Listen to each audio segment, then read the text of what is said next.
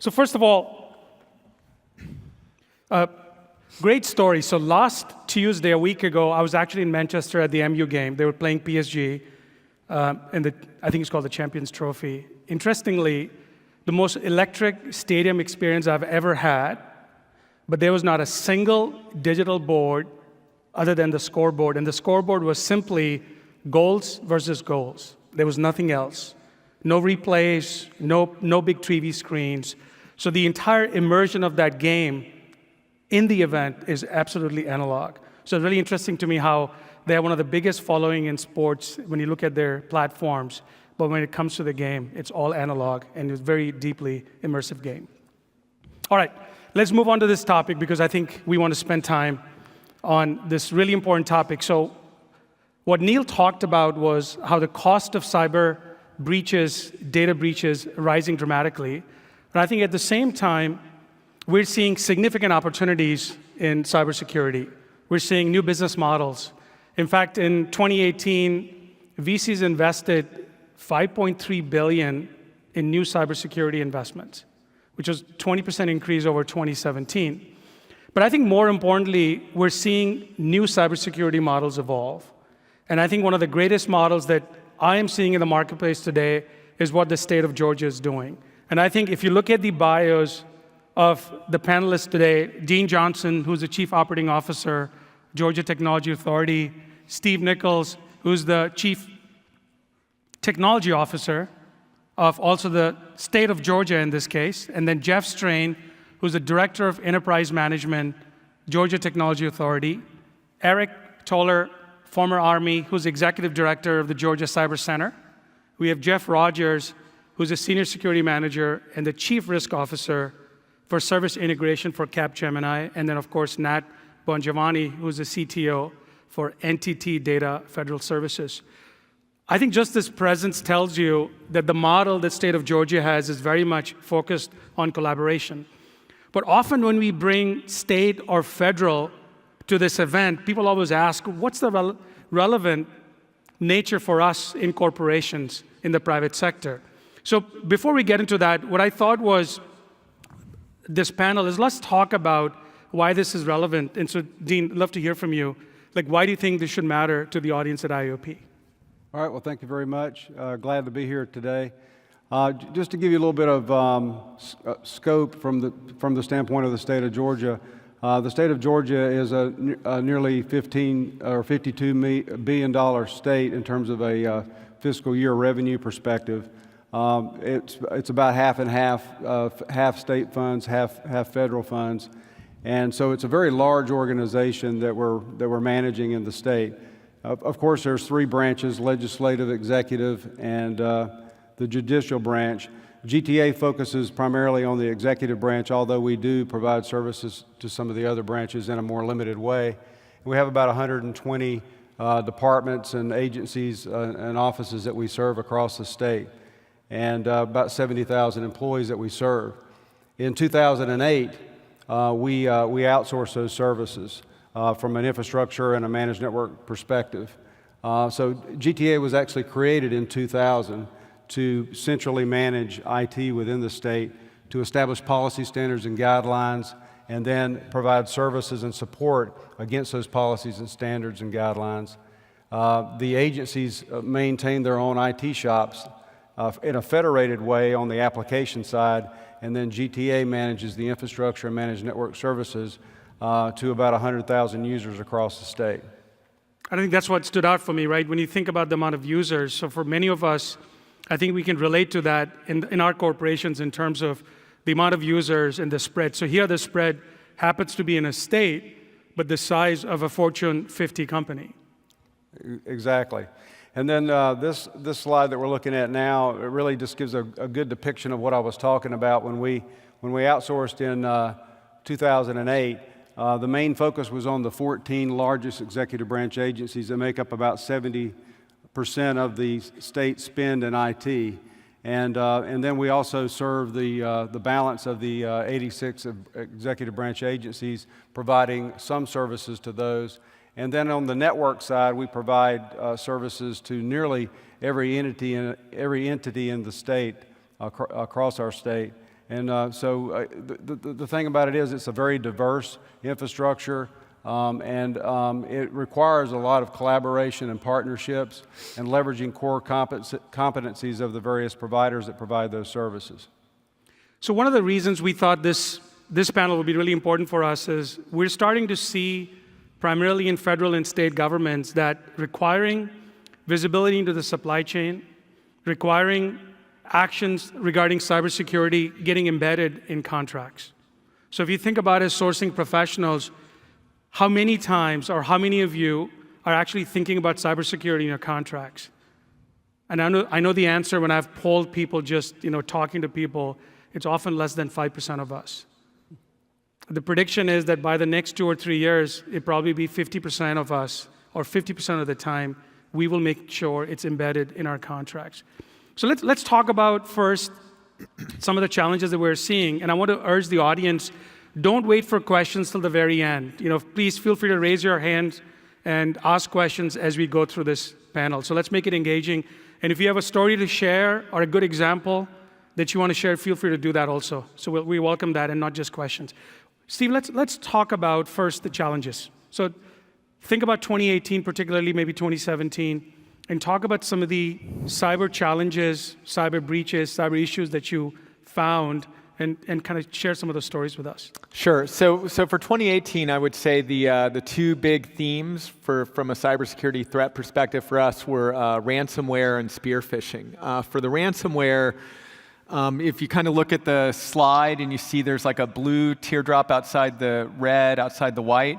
So the white teardrop in there, we're managing all the endpoints and all the servers. And what we saw was kind of some of the benefits of having an outsourced partners actually running our infrastructure, because when we would see ransomware, we didn't have any on the server side, but desktops that never get beyond a couple of desktops before NTT Data would just take them offline, scrape them down to bare metal, recover from backup, and we'd be on our way. So for us, inside that white teardrop with about 40,000 users, ransomware was kind of business as usual. Like, we have a pretty good story for how we mitigate. But we did see some like runaway infections in those outer ranges where we're just providing network services, where these agencies would call us for assistance because maybe every desktop in the agency was locked up with ransomware. So we had a few of those incidents, and we're still trying to figure out how to help those guys where we don't manage their infrastructure. On the spear phishing front, we're seeing a lot more sophisticated spear phishing. It's just sort of interesting to see the bad guys up their game, and they're also starting to exploit some process holes where we maybe don't have fiscal checks and balances. So all of the spear phishing seems to be driven. It's a financial nature, trying to convince someone to cut a PO or pay an invoice or wire some money. And it's just across the board, it's a constant for everyone. So it's really a blend of custom spear phishing attacks and social engineering all mixed up together. So those are our two big themes for 2018. Nat, when we were on a break, you were talking to me about how you're seeing contract clauses kind of being put in early on now. Can you talk a little bit about that? Because of some of these challenges we're talking about, what is it that you're seeing in that area? And certainly, and actually it ties into the New York Times article that Neil was just discussing momentarily ago. So essentially, in the federal government space, the regulatory framework for doing work for the Defense Department is based on the Defense Federal Acquisition Regulations. And they were modified in 2017, and starting in 2018, you were required to meet certain minimum standards, and the standard was through NIST SP 800-171. But there was no mechanism for enforcement. And so what's happening in 2019 is those regulations are getting changed so that the federal government can now go and inspect and validate that all of the contractors and the entire supply chain. So it's not only the prime contractors to the federal government, but the subcontractors for each of those prime contractors, and then the subcontractors that go to those subcontractors. So this clause, this contractual clause, flows down to everybody who's getting paid through the contract. And it's pretty rigorous. Although if I were, if you're looking at cybersecurity, I like to look at NIST 800-171 as kind of the absolute minimum that you should be doing. So if you go in and look at that standard, it's a really good standard to use as a starting point because it covers the major areas that you need to do in cyber. So you're starting to see not just standards being used as a main point in the contract, but also the fact that you have to reveal your third and fourth parties as part of this process. Correct. Right. So I think one of the things that all of us think about when we see these requirements, these changes, is the amount of investment that's required, right? Some of the investment comes when we are trying to respond to these attacks or these breaches, but we're also seeing some great models when people are investing ahead of time. So we know this unique model in the state of Georgia that we're going to talk about, share with the audience. Let's start first with how much has the state invested in this model?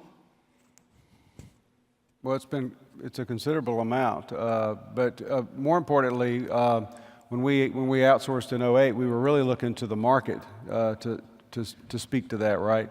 So when we originally outsourced back in 2008, it was IBM got the infrastructure and AT&T won the wide area network, local area network, and voice. And they made capital investments up front, obviously, that were amortized over the life of the deal to help get the state where it needed to be. This journey that we've been on since 2008 really started because of security. The state was at risk. Our data was at risk. We had a very aged infrastructure, and we had a lot of hardworking people, but we were thinly staffed, and we didn't have the right skill sets to meet the needs of the day. And by going to the market and having that public-private partnership and getting the right core competencies through the contracts, we were able to meet that need. And once again, we were able to surge those resources, get the refreshes to our hardware and to our infrastructure done. And then now today we have industry standard policies, processes, tools, and standardization across the enterprise. So in answer to your question, I mean, it was a significant amount that was established, but it was basically taking the same amount of spend that we were doing in silos across the state and then repurposing that in a centralized model. So effectively, over the first 10 years of our outsourcing, we've effectively saved over $200 million in the state. I say saved, it's really cost avoidance, and you're able to reinvest those funds to continue to keep your technology current. I think Jack had a question. I saw Jack raise his hand. Yeah. Is there a mic for Jack?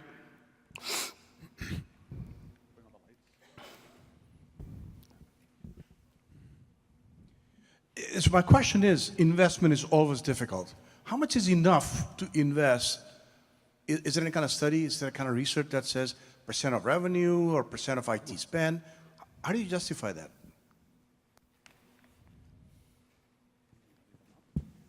Please, jump in. I'll let you guys jump in. So this is a kind of an actuarial problem. So you need to say, what is you're essentially doing a balance of risk versus value. For my customer set, obviously the risk is very high, and so there's a higher level of investment that's expected to be in that particular arena. But I think that there is a tendency to say, oh, I need to go buy a bunch of tools, or I need to buy a lot of expensive people to do this, instead of saying, how do I have a cohesive framework for doing it? And then, and I'll use an example. When NIST 800-171 came out, and I knew it was going to be required, I looked at it. It's got 14 major sets of controls, and we were doing things in 13 of them. So it wasn't like we were starting from zero, and I think that would be the case with most of you, because a lot of it is common sense. Put locks on doors, that sort of thing. These are things you're already doing. It's just a matter of documenting that you're doing them and then following through to see, okay, well, what are the specifics that I need to be involved in, and then invest as much as you can, as much as you can afford, but in as broad a spectrum as possible. What I think happens a lot is people focus on one area and then they leave other areas completely exposed. you want to add to that, Dean? Yeah, I would just add that there's really no magic formula that we use in terms of figuring out how much we need to spend on security, because quite frankly, you can never spend enough in order to be able to thwart off the bad actors that continue to up their game. But each and every one of the contracts that we have, whether it be mainframe, print to mail, end-user computing, server services, or whatever it is, has elements of security built into it, right? These are table stakes today, and when we go to the street and ask for a vendor to respond to the requirements, right, there's a lot of security requirements built into our contracts to make sure that we're going to be able to meet those individual security needs within each of those services that we're providing. That said, we brought Capgemini on board in 2015 to help us manage all of our independent services that we have on the platform in an integrated way, and they help us with managing the portfolio of security across the enterprise. And so there is a layer of security built into theirs as well. So there's not a single contract that we're managing that doesn't have security built into it, and it's just a part of the part of the requirements that we set forth for ourselves. And I don't see that going away. I mean, that's just going to continue to be something that's going to be there from now on. Yeah, and if I could chime in, Atul, could I ask you to back up to the teardrop slide again? Yeah.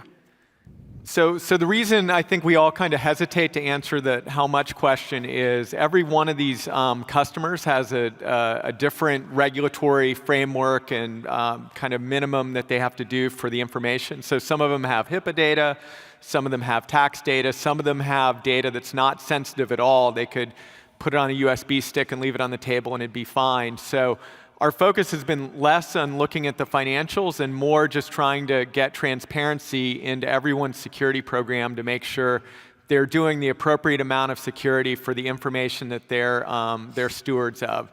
And it's pretty hard because even inside of state government, it's not like we all get along perfectly fine and have perfect transparency.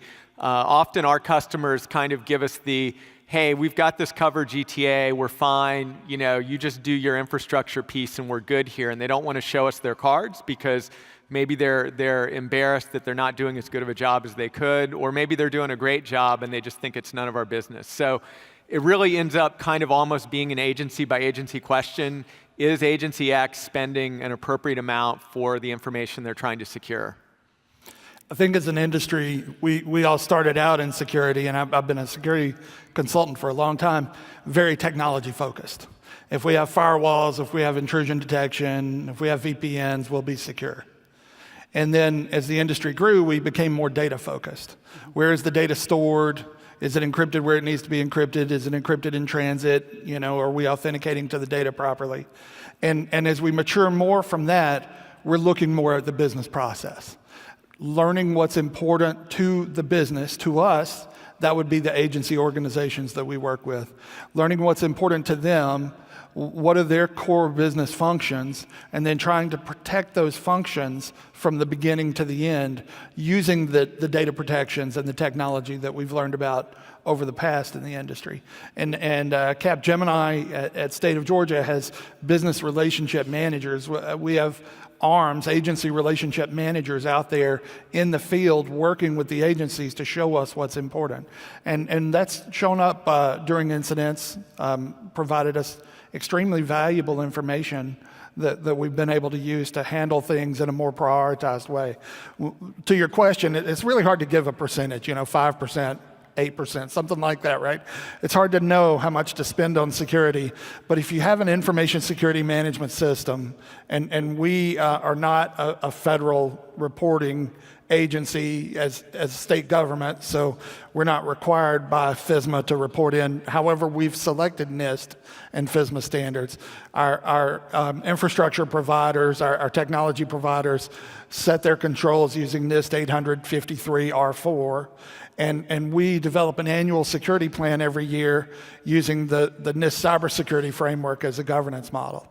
So if we've got the controls that we believe are required covered, and we have an ISMS that says these are our processes for how to cover these controls, then we feel fairly comfortable that we're investing at the right level. If we have controls, like you've said, that are not covered, if there are 14 of them and you've only covered 13, then you know that you've got some work to do in that area, and that's going to require either shifting your investment or additional investment. Yeah, Jeff, I think one of the key takeaways from me is what you just said, which is identifying what specific assets need to be protected, right? This is not just about putting a network around all of it, but specifically knowing what needs to be protected, and then a risk-based analysis. And go ahead. Eric, you want to jump in? Yeah, I think if you reframe the question as not how much I need to spend, but we talk about strategic partnerships. So how do I form these partnerships so that it becomes affordable? Security should be affordable for everybody, and we'll talk about that here in a minute. And I was just going to say, we know that while we're not federal reporting agencies, we do have federally protected data. We have federal tax information. We have criminal justice information system data. Things like that we do have to protect in those advanced ways. And I think, by the way, it resonates with all of us in corporations because we have a lot of PII that we need to protect, right? It's for many of us that have healthcare clients, there's additional information that needs to be protected. So I think this resonates well. It seems like we have a couple of questions. Hey, Atul, this is Michael Nacarado. I was curious, as some of us start to go down this path, I was curious if the state of Georgia felt that they would have been able to do this all without partnership. Michael, it's a great question, and I think it's the very theme of this panel. So instead of waiting for this question, which was coming up later, let's go get at it. Okay, so I'll just jump right in. Short answer is absolutely not. So Dean and I were around when we got into the original outsourcing deal in 2008. And internally at the state, one of the big discussions we had is, are we going to outsource the security, or are we going to hold it tight? As you might not be surprised to hear, every security professional that was wearing a state badge thought it was absolutely the wrong way to go to outsource it.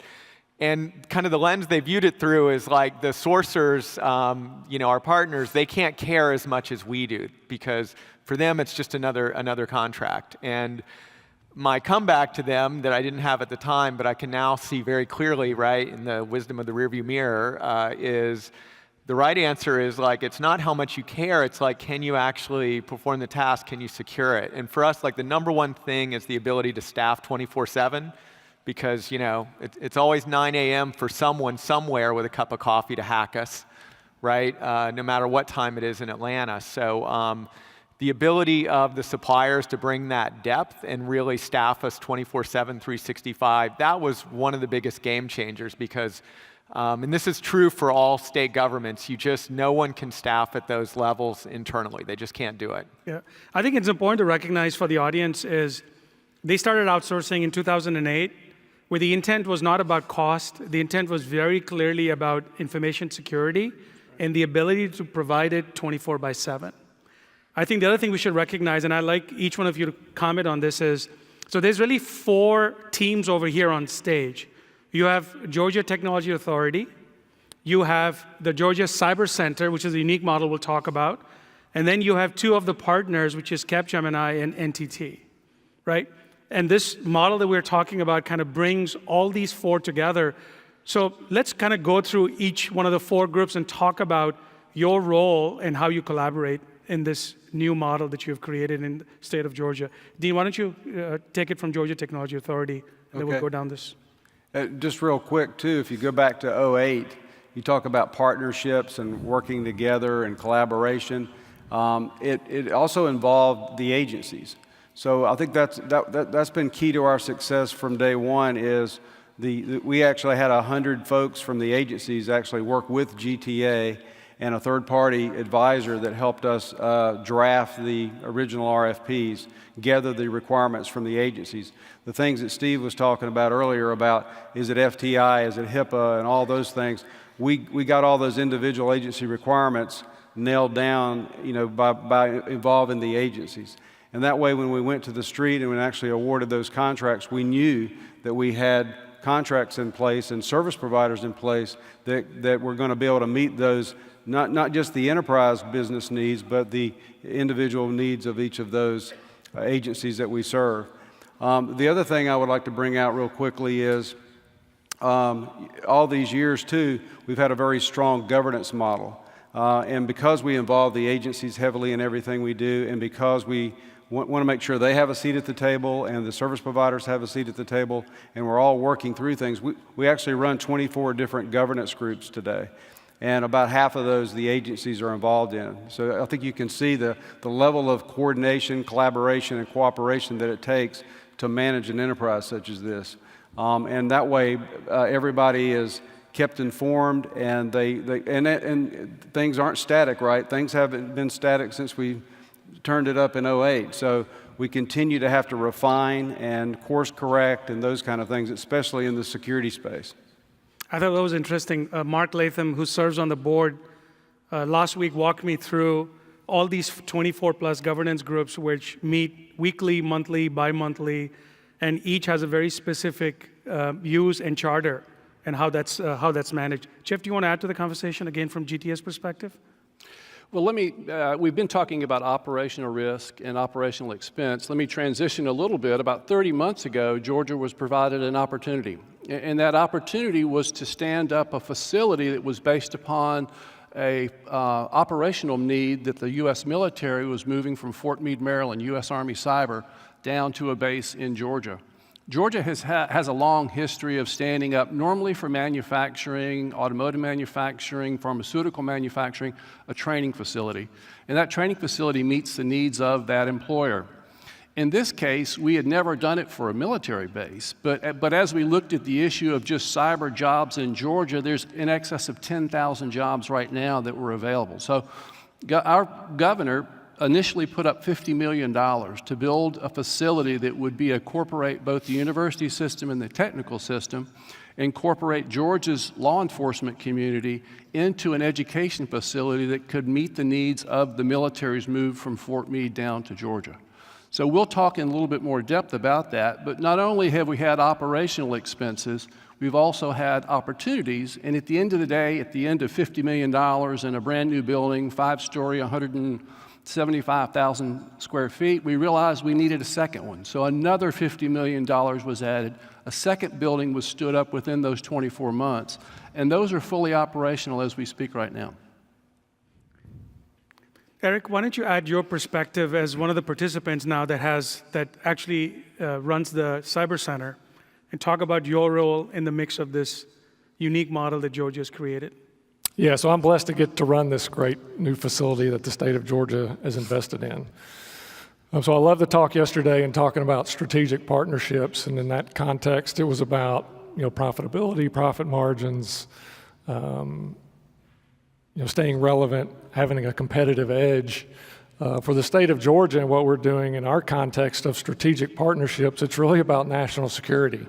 And so when you talk about all these breaches and you talk about the threat that's out there, it was no accident that, or coincidence that the two individuals responsible, or at least that did the malware attack, or created the malware for the attack on Atlanta back in March of last year, were two Iranians.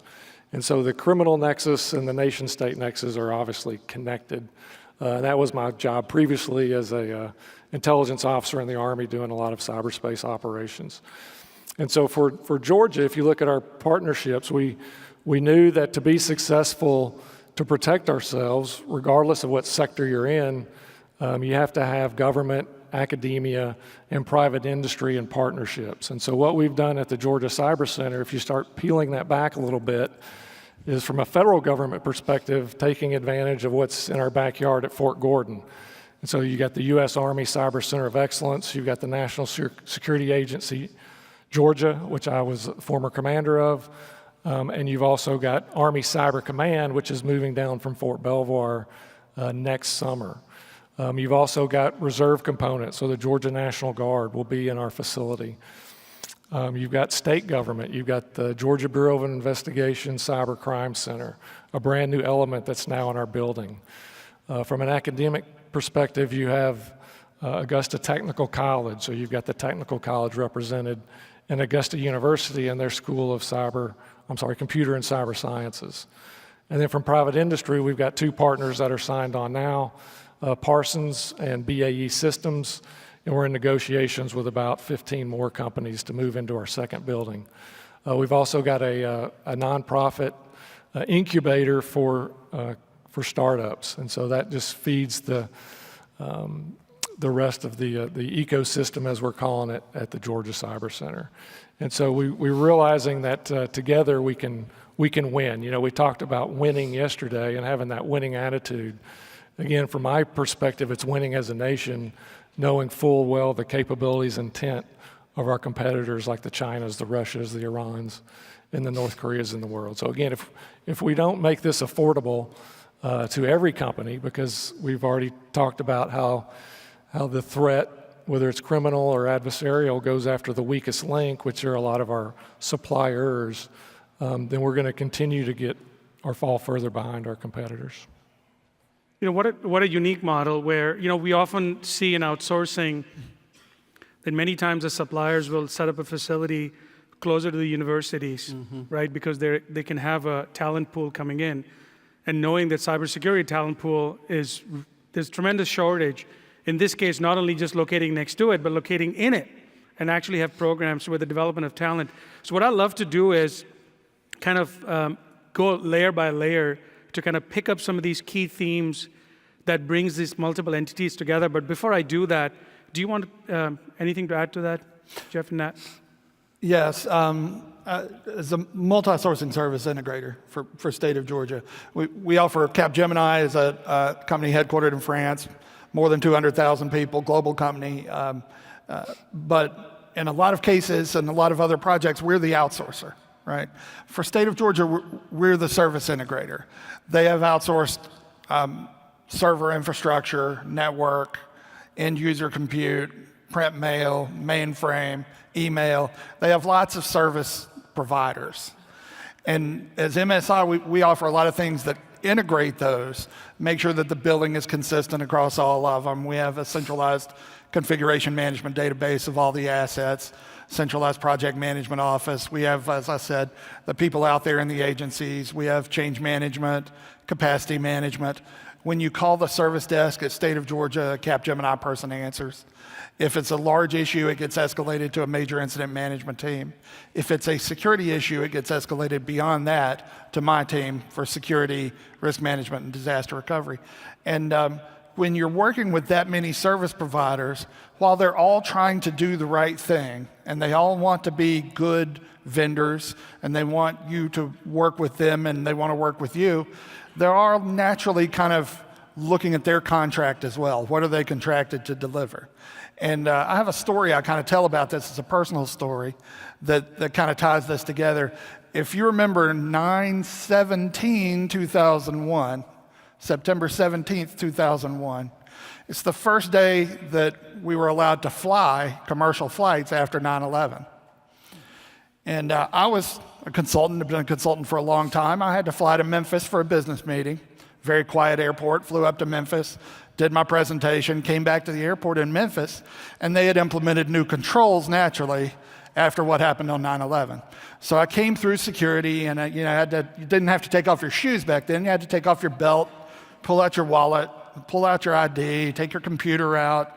You had to do a whole bunch of stuff. And as I came through security, I had all this stuff in my hand, and I passed through security, made it through the checkpoint, and I was looking for a place to put myself back together.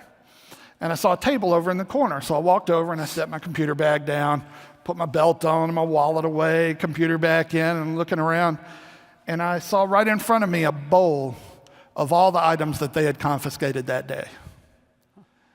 They had put the control in to confiscate scissors, knives, screwdrivers, who knows what kind of stuff. There was a bowl full of it. And I was past security. I looked around, nobody was looking at me. I could have dumped all that stuff into my bag. I could have flown anywhere in America that day. And when I think about that from the business perspective, I thought somebody had taken the time to implement those controls. And somebody had, spent the money to train people. Somebody had done an effort to try to improve security there, but they hadn't thought it through from the very beginning all the way to the end. And as a service integrator, that's what we try to do, is to think things through from the very beginning to the very end. And in a case where We're under attack at State of Georgia, and fortunately we've been able to continue business operations, for our time while we're constantly under attack. So there's a polymorphic virus in a remote location. So you may need to contact the network service provider and get them to shut off the switch in that location so that it doesn't spread. And then you contact the email provider and find out what email someone clicked on to cause this to happen. Let's purge all those emails so it doesn't happen anywhere else. Contact the network service provider. Maybe some AD accounts got locked out, something like that, because the malware was trying to log into AD. Well, it's time to run the unlock script, so you've got that service provider working on that. And then contact your end user compute service provider, who's done a fantastic job for us in a couple of cases. First, cleaning off the malware and getting those systems back up and running using an advanced imaging process that they developed for State of Georgia. And second, improving the malware software, the anti-malware software that they use on our desktop endpoints. So that's where NTT Data stepped in and really did a great effort. And once you coordinate the efforts of all those service providers together, then you've got what you call defense in depth. And that's what we're all striving for, is a defense in depth where everybody is doing their own job in their own narrow lanes. However, they're improving security for everyone across the board, across the enterprise. Thanks, Skip. I don't really have to add a whole lot to that because he did my part for me. Although, interesting, I don't work at the State of Georgia, but I talked to Patty, David, and Brian kind of at length because I wanted to really understand what we were doing in that contract and how we were helping the State of Georgia do what they were asking for us. And, they're just a really dedicated group of people, and they have very complimentary of their client. I guess they thought their client was really both visionary, and we shouldn't understate that. In 2008, they started investing in cybersecurity. That's actually pretty impressive. Yep. But, it also talked about, and this is something I think we've talked about, is the flexibility that we as a private company have versus the state. And I think that was part of the reason for bringing in partners, is that, when Hurricane Michael hit and 14 counties were devastated and a bunch of people needed equipment so that they could provide services to the, we didn't ask for a contract mod. We just went and bought the equipment and went out there and delivered it. And that's a flexibility that we have as a private company that we're going to always do. Do the right thing first, figure out how we get paid later on. And I think that's a service provider story, not necessarily a cybersecurity story, but that's the type of people that we've got on the ground in Georgia. No, but I think this conversation illustrates how well the State of Georgia has used the outsourcing model to solve fundamental issues, but also using models like the integrator model to make sure there's somebody who's actually coordinating it all and using the benefits of 24/7, using the benefits of putting the right controls in place, making the right investment, and using the whole ecosystem. What I do want to do is kind of get into this layer by layer, but let's first see if there's some questions out there in the audience. Good morning. I'm Mary Lewis with Sprint. I'm way over here. I'm on Yes. right. There we are. I'm Mary Lewis. There we are. My question, first of all, at Sprint, I'm in the strategic sourcing organization. So we negotiate, we put contracts in place. My question has to do with when you have a contract, you have a single contracting party, but then there will be several layers of subcontractors. And although you have flow down provisions for compliance, the real challenge is always going to be on the governance. How do I know something is being done operationally when I have no involvement? I can't interfere with a contract beyond that contracting party because otherwise it becomes too prescriptive, which could back you into a corner liability-wise. So what I would like to know is this. One is, how do you manage those multiple layers?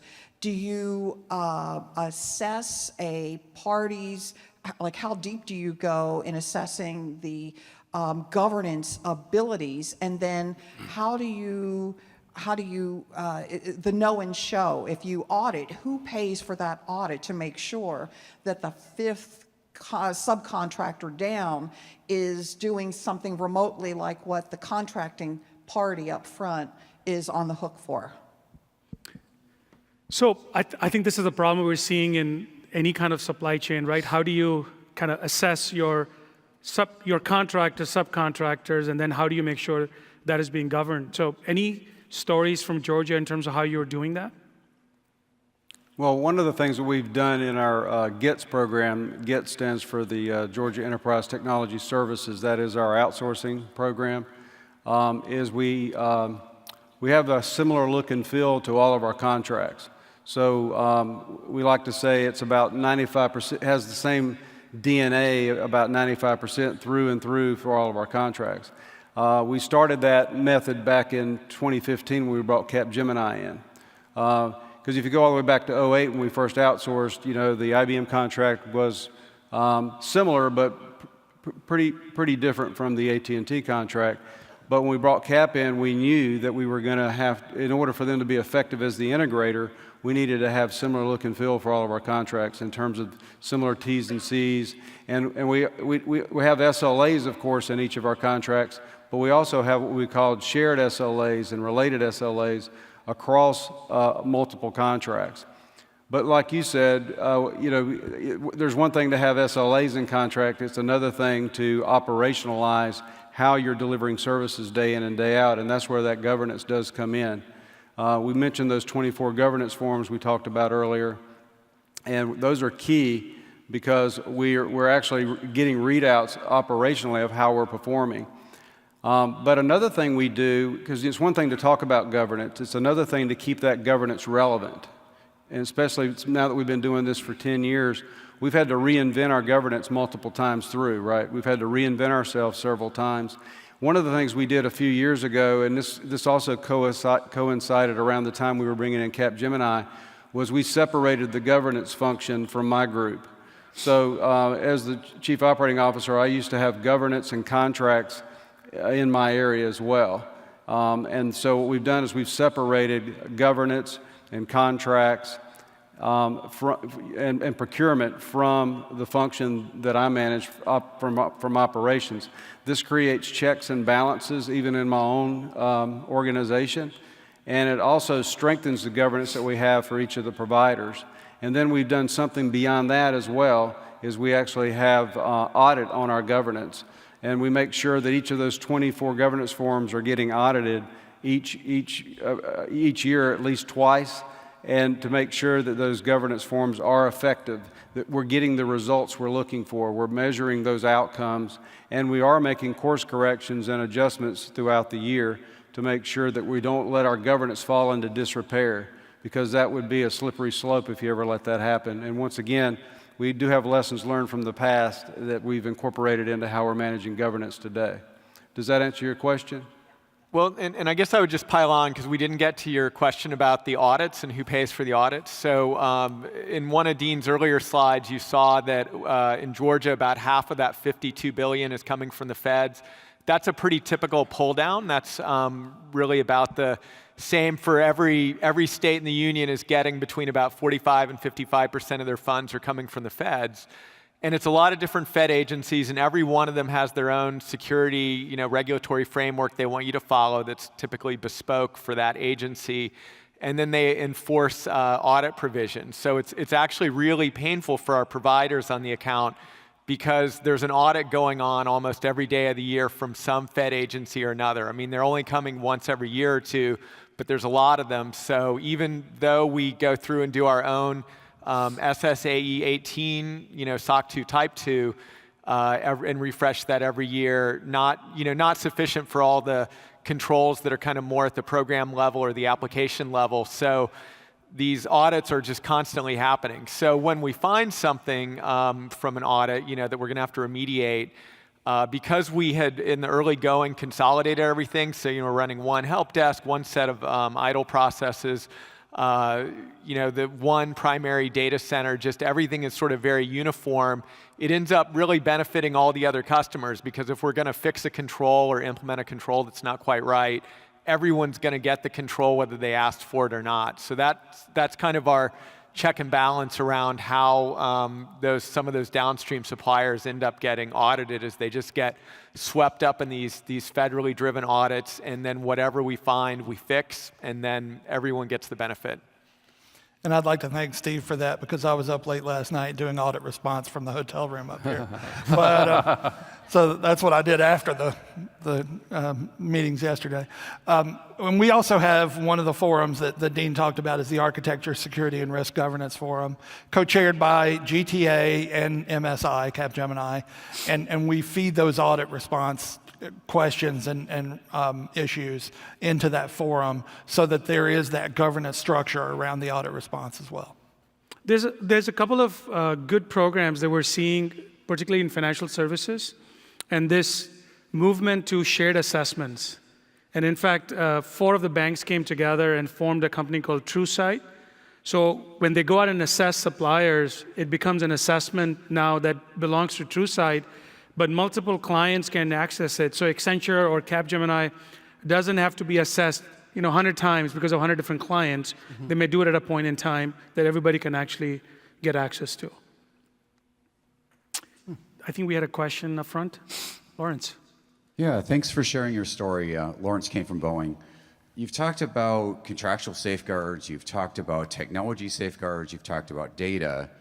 I haven't heard you talk about, and I'd love to understand how you address social engineering. What I mean by that is you have 40,000 sort of weak points, right, called end users.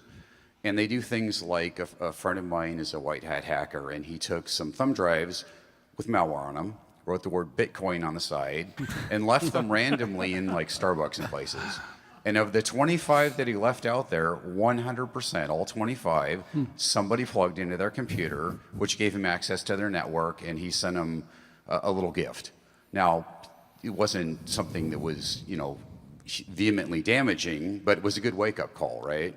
And so how do you get information to 40,000 folks who are maybe not tech savvy, who don't know any better, so that they don't take all the things you put in place and mess them up by clicking on the wrong link or plugging in a thumb drive or whatever? Well, one of the things we do, and Jeff, you can speak to this. I'm just going to set you up, if you would. So we leverage Capgemini to manage all the customer-facing relationships with the agencies we serve, and they actually publish what we call GETS communications out on a fairly regular basis, especially in the security space. Jeff, you want to talk about that? Sure. We have a couple of different ways that we communicate with the agencies. One of them is a GETS communication, which sends out a lot of official information using normal patterns. If we see something that we don't want to go through an official GETS communication, we have a GETS security bulletin that we reach out to all the ISOs. And that's if we see something happening that in one agency and we think all the other agencies need to know about it rapidly, we do that. Now, security awareness and training is something that Dean and Steve can talk a little bit more about, because it's always been the responsibility of the agency with the oversight of the GTA Office of Information Security. And they're making some progress in new security awareness and training methods that they're bringing on board for that as well. Yeah, so we, that kind of delegated model I talked about, how every agency has sort of their own information they're steward of that might have different levels of requirements. We require every agency to at least have one information security officer, and one of their responsibilities is they have to run a security awareness program. What that ends up being for most agencies is they're using a combination of, like at my agency, for example, a commercial product like Wombat, Proofpoint's Wombat, and so like in our agency, every employee gets I guess training assigned every 2 months, so they're training year round, and it's like maybe an hour or two worth. And then there's a few populations that get additional training, like if they're in contact with HIPAA. And then we also run phishing campaigns at random. So everyone in our agency probably gets phished through a structured phishing campaign about 5 or 6 times a year. And what I would tell you is people aren't getting better, right? There's always somebody who they have a cold and they took some NyQuil. They're multitasking. They're in the car trying to answer their phone because they come up to me in the hallway and tell me that they normally don't click the link or open the attachment, but there's an excuse. And what I've kind of, but we've been doing this, the simulated phishing for about 6 years now, and I plan to keep doing it because what it's really done is kind of, I'll say, decriminalize the idea that you made a mistake. So where it helps us is people are still clicking links and doing all those bad things, but when they realize they've done it, they immediately raise their hand like, I don't think I ought to have clicked that link. I think something bad just happened. And then, you know, everyone knows, all 40,000, to call the CAP help desk and say, I think I have a security problem. And then the machinery starts running. And that's how, like when I said earlier, you know, we have these ransomware problems that get shut down pretty quickly. That's part of the reason why, because they don't fester for days. It's like we find about them in minutes or an hour, and then we can just sort of jump on it. So that's the real benefit I think we're getting, is people are still easily fooled, but they're willing to tell someone they were fooled. So we have 4 severity levels for incidents. From SEV 4 is the lowest and SEV 1 is the highest. 1 or 2, severity 1 or 2, initiate a security bridge where we have to troubleshoot on the bridge and solve the problem. We do still get calls to the service desk, and some of those calls do say, there was an email in my quarantine. It said it might be malicious. I opened it up and I clicked the link and it looks malicious. Tell me what to do. and we do get those phone calls because people are people, right? But the mechanism that we have in place for responding to that has prevented that from turning into a severity 1 or 2 issue. We've been able to localize it and respond to it quickly. Great. So just to keep this phishing theme ongoing, I was going to offer some more bait, but I think the time for that bait is kind of gone. So I just wanted to highlight again why this matters, right? And we talk about investments in cybersecurity often being risk-based. You know, think about it. You would not go on a golf course when it was lightning, right, Jack? That's right. That would be a risk-based assessment. When you think about data breaches that we're talking about, the probability of being a data breach is, take a look at 1 in 4, right? And some of the stories that we're hearing about it, this is what it leads to. If you think about more and more, because of the data that we all have, the data that's being collected, I think you guys talked about, what was it, 1.3 or 13 petabytes of data that the state has? 1.3. 1.3 petabytes of data that the state has, and I'm sure growing at a massive pace on an ongoing basis. So you can just see the cost of data breaches that's happening. And then when they talk about what does the trend look like over the next 3 years, again, you know, significant rise in those areas. So let me kind of now, let's start digging a little bit deeper. And Eric, let's talk to you, our cyber warrior. You know, you did this at NSA, you did this for Cyber Command, and now you've taken a role at the Georgia Cyber Center. Let's start first with talent, because one of the things that I think all of us are challenged with whenever new technology or new areas evolve, like digital and others, and we're seeing this cybersecurity, that there's a big shortage of talent. And I think the Cyber Center has created kind of a unique model, but talk specifically about how you're developing talent and what that model is. Yeah, so we mentioned just in Georgia alone, the deficit of talent is about 11,000 jobs unfilled last year. And those aren't just, you know, go get 2 certificates and go to work. These are 4-year degree plus type jobs. And so where do you start from? And so one of our critical tasks at the Georgia Cyber Center is to provide both relevant and affordable training, and then another one is to develop the workforce. And so we're really starting in the middle schools now and working our way forward through the technical college university system up to masters and PhDs, identifying what are the jobs that are out there, what are the knowledge, skills, and abilities that are required for each job, and then how do you train to that standard. What I've seen coming from the federal side is all those knowledge, skills, and abilities that we use to do both offensive and defensive cyberspace operations for the government are the same skills that you have in the private sector, whether you're working in a bank, you know, a security operations center. Those analytic skills are identical. In most cases, we call them different names, but they're somewhat the same. And so what we're doing at the Georgia Cyber Center is using the technical college and university to create the curriculum so that it meets both requirements in public and private sector. I think one of the other things that I was noticing about the Cyber Center was this whole concept of bringing private companies in, the cyber range. Can you talk a little bit about that? Because I think that's, again, a unique model that's being presented in the state. Yeah, so from a partnership perspective, we're being very selective on who we bring in. And so if you look at Parsons, for example, and what they contribute to the ecosystem, and when someone comes in, we always ask, so what are you contributing back to the greater good of the state and of the nation? And so Parsons, for example, they host a quarterly capture the flag exercise that everybody that is in the area can come and participate free of charge.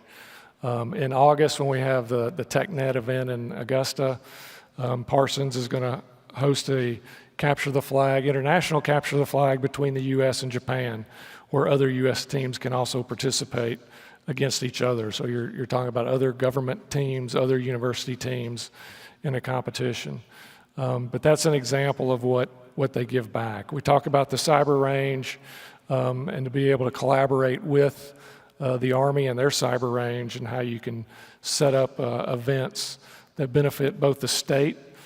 So if you talk about a disaster relief type operation, how does the state entities support that? How do the federal entities then augment that, working through the issues with authorities and legalities? That's always a challenge. You know, one of my greatest challenges on the federal government, I worked for the Cyber National Mission Force for U.S. Cyber Command, and in our mission statement was to protect U.S. critical infrastructure.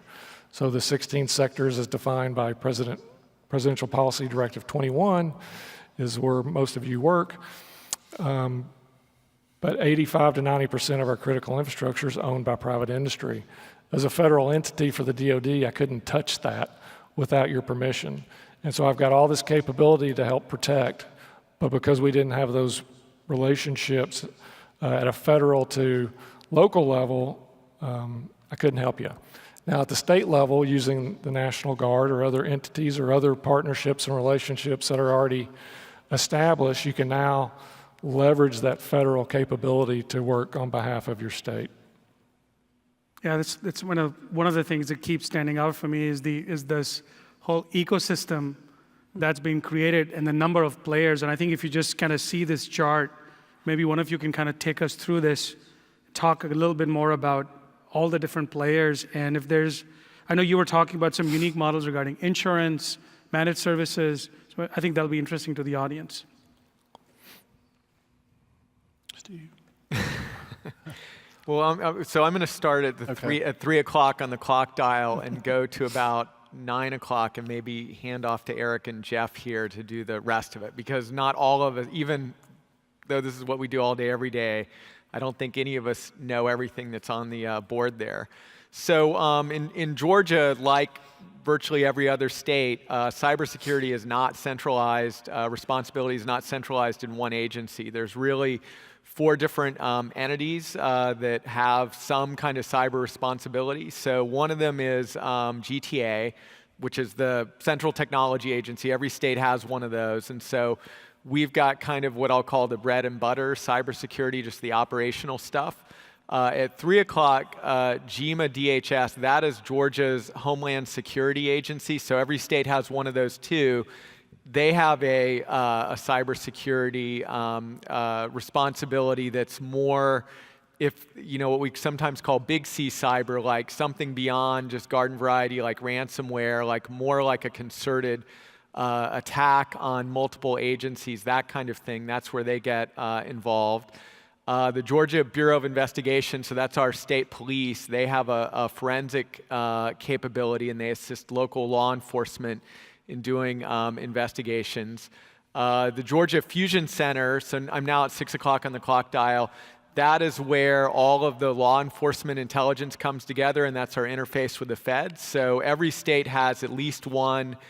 In some cases, if you have a lot of large metro areas, there might be more than one. So there's like, I don't know, 65 or 70 of these things around the country. So this is where is like our clearinghouse to find out about threats and to send information up to the feds about threats that we're seeing. So one of the advantages we have as a state is we're not really natural competitors with our other states, so we're pretty free about sharing information with each other. It's not a problem to share cyber threat information, you know, with Florida or Alabama or South Carolina. So there's probably a lot more communication going on around threats in the government space.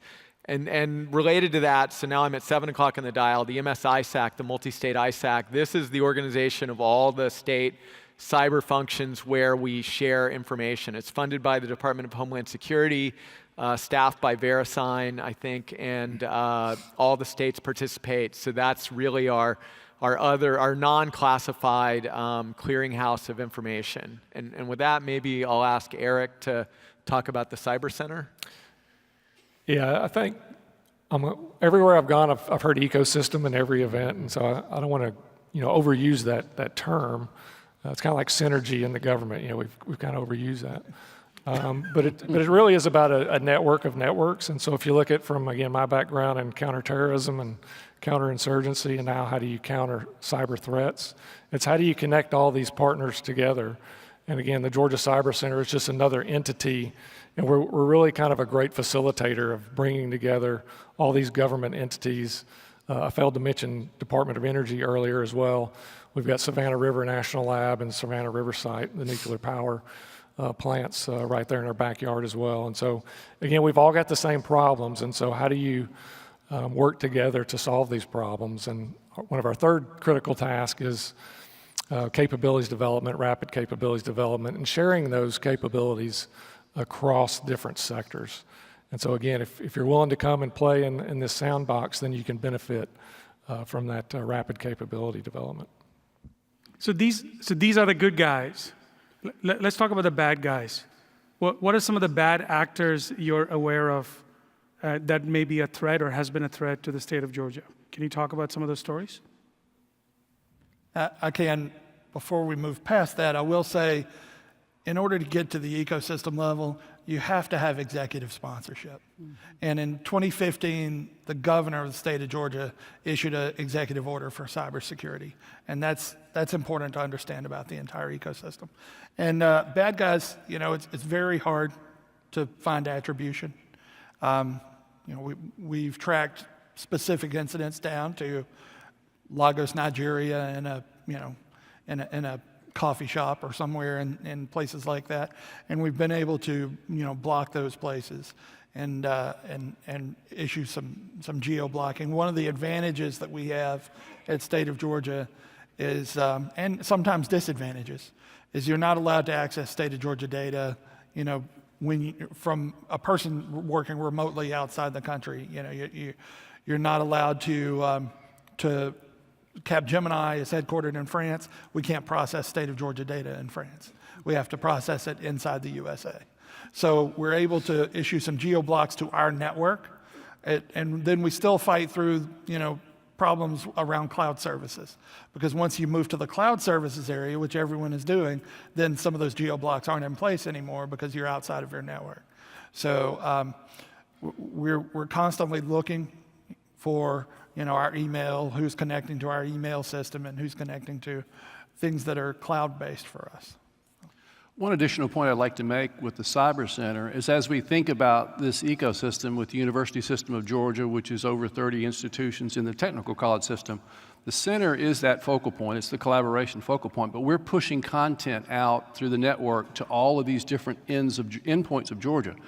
And then there's one more ecosystem element that we haven't layered here, which is state and local the local government, cities and counties, 159 counties, more than 300 cities. And so they're another component of this that we're pushing the same content out to them. So as Eric is getting the legs underneath him and he's looking back at the base to facilitate those needs, we're involving local government so that we make sure that the whole ship rises for all. Any questions from the audience before we Jim?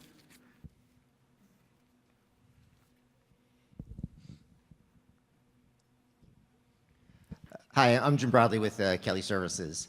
And today you guys have talked this incredibly complicated ecosystem to do this, great investment, executive sponsor, leadership. But somebody mentioned early on that a new point of entry is the suppliers, right? Just the general suppliers, right? Think about companies represented here at this conference today. How do these smaller companies who haven't been at this for 10 years, what's a roadmap, a blueprint that they can do this without kind of the incredible oversight that you guys have for the state of Georgia? If I could take an answer to that, and I had mentioned this earlier. So about 4 years ago, the US government had this problem where they wanted to get their supplier base to have a minimum set of cyber requirements.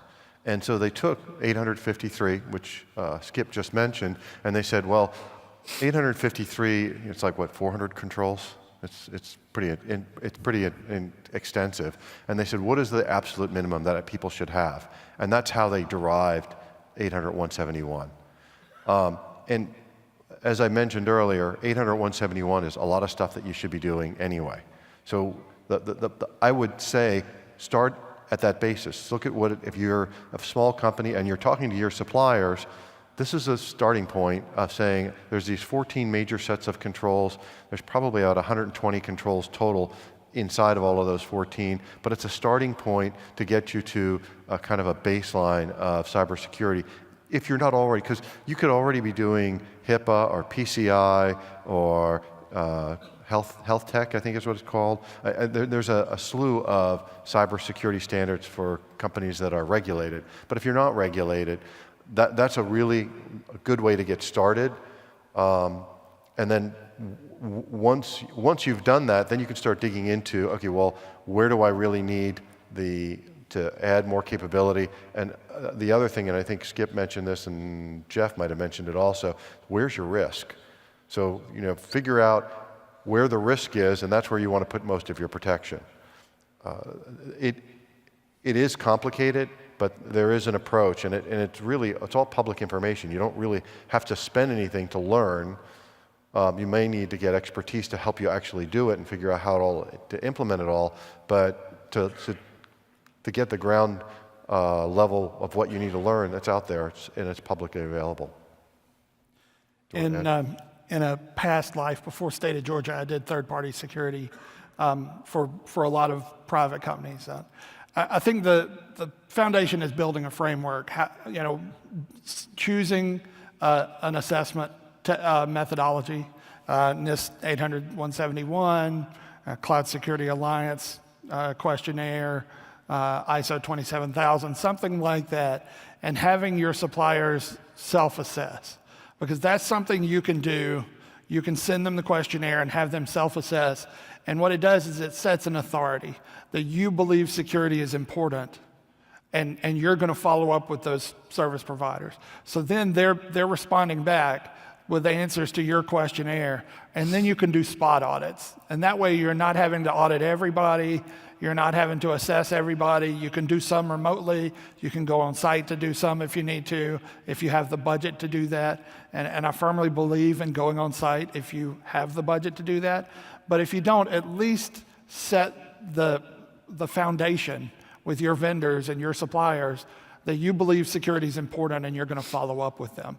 Because if you do that, then they're going to say, hey, in order to keep doing business with these people, we're going to have to take this seriously. So, Jim, one of the interesting models that I saw is at Aetna, where the chief security officer and his team actually provide a set of services to their selected suppliers so they can actually get up to speed on cybersecurity. Neil?